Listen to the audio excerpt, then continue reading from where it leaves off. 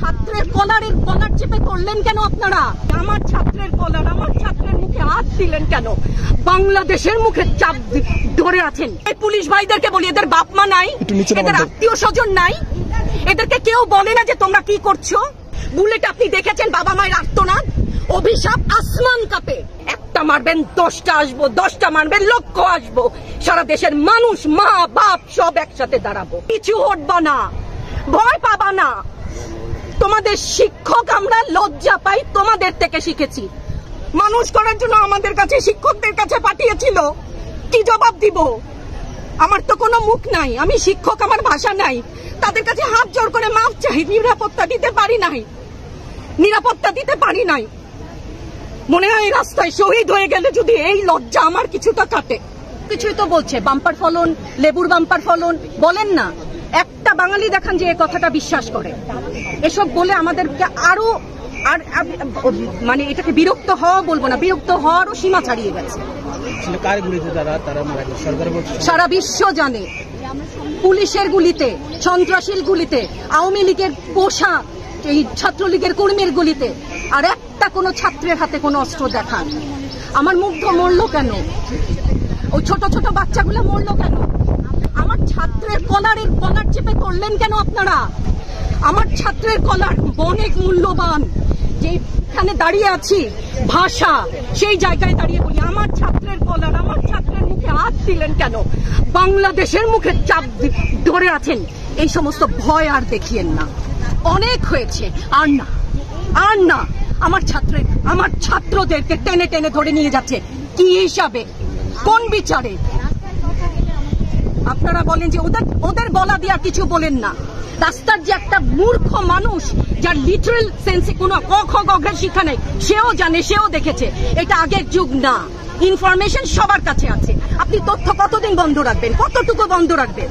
এই সমস্ত মিথ্যাচার করে ওনাদেরকে ছোট হতে, হাস্যরসের পাত্র হতে প্লিজ একটু অনুরোধ করেন। আচ্ছা ম্যাডাম, আরেকটা ব্যাপার, যে 6 সমন্বয়কারী হেফাজতে আছে, তারা অনশনেও আছে। আমার বাচ্চাগুলা না খেয়ে আছে, আমাদের বাচ্চা না খেয়ে আছে। আপনাদের ঘরে নাই? এই পুলিশ ভাইদেরকে বলি, এদের বাপ মা নাই, এদের আত্মীয় স্বজন নাই, এদেরকে কেউ বলে না যে তোমরা কি করছো? এদের সন্তানরা পেছনে নাই? এদের সন্তানদেরকে, এদেরকেও তো আমরা বড় করেছি, এদেরকেও তো আমরা শিক্ষা দিয়েছি। চালানগুলি আমাদের উপরে।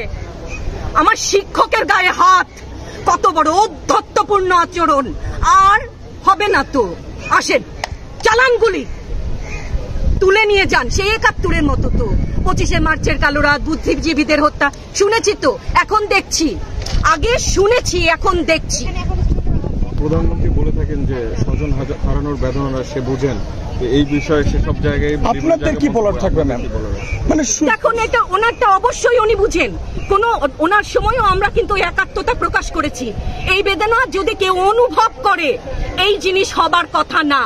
উনি যদি সত্যিই বুঝতেন, মুগ্ধের মা, অন্য যতগুলা শিশু থেকে শুরু করে, শিক্ষার্থী থেকে শুরু করে মরে গেলেই বেদনা বুঝবে। আমার 6টা সন্তান যে ওখানে অনশনে আছে, তাদেরটা কে বুঝবে?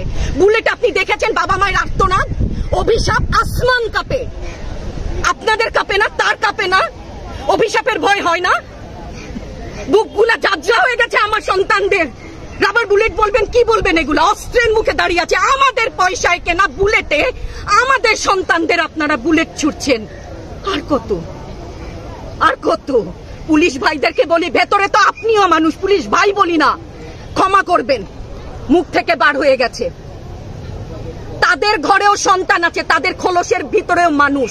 যারা এখনো ঘরে আছেন তারাও জানেন আর কতদিন ভয় পাবেন। ভয়েই থাকেন। একটা মারবেন 10টা আসবো, 10টা মারবেন লক্ষ আসবো। সারা দেশের মানুষ, মা বাপ সব একসাথে দাঁড়াবো। পরিবারগুলোর প্রতি যারা মায়েরা যারা আছেন, তাদের উদ্দেশ্যে কিছু, তাদের কাছে তো হাত জোর করে ক্ষমা চাই। ওরা আমাদের কাছে পাঠিয়েছিল ওদের সন্তানকে মানুষ করার জন্য, আমাদের কাছে শিক্ষকদের কাছে পাঠিয়েছিল। কি জবাব দিব? আমার তো কোনো মুখ নাই, আমি শিক্ষক, আমার ভাষা নাই।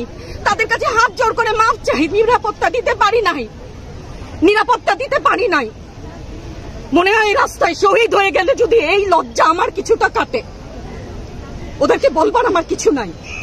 প্রশাসন এবং সরকারের পক্ষ থেকে বলা হচ্ছে যে এই আন্দোলনের ভিতরে তৃতীয় পক্ষ এবং জঙ্গি ঢুকে আরো গেছে। বলেন না, এই বিষয়ে আমি হিজাব পরি বলেন আমি হচ্ছে গিয়ে জঙ্গি, আরো বলেন না যারাই প্রতিবাদ করছে জঙ্গি। হ্যাঁ, ৭১-এর সময়ের জঙ্গি এক যদি চেহারা অমন হয়, ২৪-এর জঙ্গির চেহারা এরকম হবে। তাহলে গত কিছুদিনে বাংলাদেশ থেকে যে পরিমাণ গ্রেফতার হয়েছে তাতে দেখা যাচ্ছে যে ৮৫% সাধারণ মানুষ যারা কোনো দল করে না। এই বিষয়ে দল করলেও বা ক্ষতি কি? আমাকে প্রশ্ন, এই বিভেদটা তো সারা জীবন টেনেছে। না, তাদেরকে গ্রেফতার করা হয়েছে। হ্যাঁ, গ্রেফতার তো এমনিই করছে। দল করলেই কেন, দল করার এটা স্বীকৃতি দিতে হবে না। দল করলে ক্ষতি কি? অধিকারই তো চাচ্ছি, সাধারণ মানুষের অধিকার চাচ্ছি, ক্ষতি কি? কেন বারবার আমাদেরকে এই কথাটা শুনতে হয়? এই বিভাজনের সুযোগ তো তারা বারবার নিয়েছে, আবার কেন? ক্ষমা করে ধন্যবাদ। আপনার সন্তান পিছু হটবা না, ভয় পাবা না। তোমাদের শিক্ষক আমরা লজ্জা পাই, তোমাদের থেকে শিখেছি। তোমরা যেমন আছো আমরাও আছি। যতদিন না ৯ দফা ওদের মানা হয় ততদিন মাঠ থেকে সরবো না। লাস্ট একটা কথা। নিরাপদ না তো? আপনি নিরাপদ? সংবাদ কর্মী আপনি কি আত্মসম্মান বিসর্জন দিয়ে বিভিন্ন নিউজ, লেবুর বাম্পার ফলন নিউজ করতে হচ্ছে না? আপনারও লজ্জা লাগছে না?